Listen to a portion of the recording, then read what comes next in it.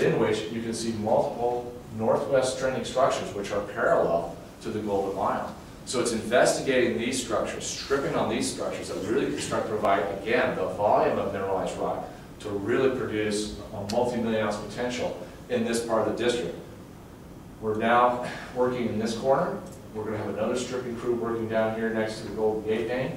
And a third crew is going to start working on these groups of anomalies in the coming weeks, perhaps as early as next week. So it's going to be kind of exciting to see how many of these features actually correspond to new veins and new structures as the summer months come along, and then they will be put into the pipeline of Hercules. They'll be stripped, sampled, and if warranted, drilled.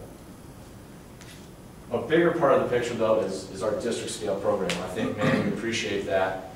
If we can answer the question successfully, what is the size of this district? Is it a 5 million ounce district or is it a larger district? That is going to be one of the ultimate value drivers for our company in the coming months and years. This is an outline of our land package, 1,400 square kilometers. From the shore of Lake Nipigon here to past Long Claws Lake here, that's almost 140 kilometers long. The Trans-Canada Highway, thankfully, runs right through the middle of it, so we have excellent access. Rail here, as well as here. Power, infrastructure, population. One of the things that really distinguishes our gold exploration program and our projects from others is we're operating in Ontario. We're not operating in Ecuador. We're not in a place where we might get nationalized at the whim of a ruler. We're also not looking at infrastructure costs like you see associated with projects that are located in remote parts of the world.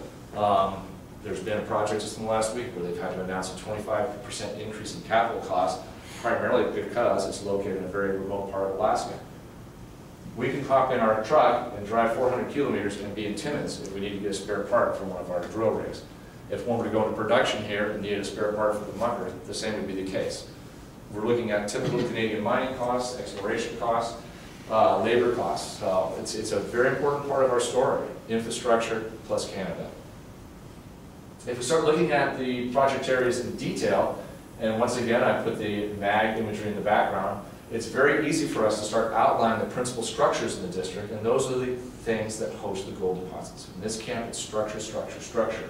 And you can see the black lines here indicating the major structures in the district. Here's Hercules, and then outlined with the smaller bear prints are some of the targets we've identified elsewhere in our property package. These are not small targets we're talking about. These are project-sized targets with multiple kilometers of structure or mineralized rock that have indications of ore-grade mineralization associated with them. One of the marvelous things about the mining law in Ontario and throughout much of Canada is that past drilling, past sampling, stripping, all that information is preserved as part of the assessment record. And so when you go and acquire a large block of ground like this, we can actually go back to the government records and find out what work has been done before and take advantage of those old drill holes, those old samples. It lets us focus in on parts of the project. That's how we've been able to identify these areas. We've looked at over 30 targets today and have put them into this evaluation process. We now know that we have over a dozen strong, good projects. Each one will be brought to a drilling stage. Some are ready right now, some need a little bit of additional geologic mapping or sampling to bring them to the drilling stage. But effectively what we've done is we've filled our pipeline with viable exploration targets, viable exploration projects to continue the exploration effort outside of Hercules property. An example here is our East Leach claim. This vein right here projects back to the Leach mine, which was an 800,000 ounce producer. Here's the mine dump right here, the Sand River gold mine here. There's the East Leach option, and then in the background our Cody Archie joint venture with Alto. We acquired the on-strike projection from a local prospector, and then the joint venture with Alto has the next 10 to 15 kilometers along strike. These are the kind of things we're looking at in these regional exploration targets. Structures extending from areas of known production. Structures extending from areas that have been drilled with high grades. In this case, the outcrop of that vein contains over 30 grams of gold per ton. It's never seen a drill hole. Out on Cody Archie, where we're drilling right now, our geologists mapped some new structures there, came up with a little bit different in geologic interpretation, and we've begun drilling on some of those targets as we speak. It's those types of opportunities that are going to provide our shareholders with the chance, the opportunity to have the company grow significantly, so that we're not just talking about Hercules anymore, but truly a district scale exploration program. Another example would be our West Geraldton project outlined here. This is where Premier Gold's been doing some drilling, and here at the Little Wong Lac as well. And this is a great example of the kind of information that's in this assessment data bank. There are drill holes, historic drill intercepts of 1.4 meters grading 328 grams per ton. Another drill hole of 1.3 meters grading 66.8 grams per ton. These drill holes aren't constrained by other drilling. They just simply drill these holes back in the 40s and 50s and walk away.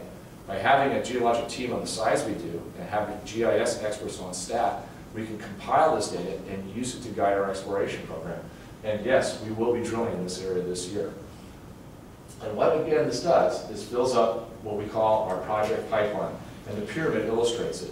Certain projects, like Sturgeon Bridge, Brandmar, etc., they are in the initial exploration phase. Then, as they progress through mapping and sampling, they move up to target generation, and then hopefully eventually to mineralized zone definition and resource delineation.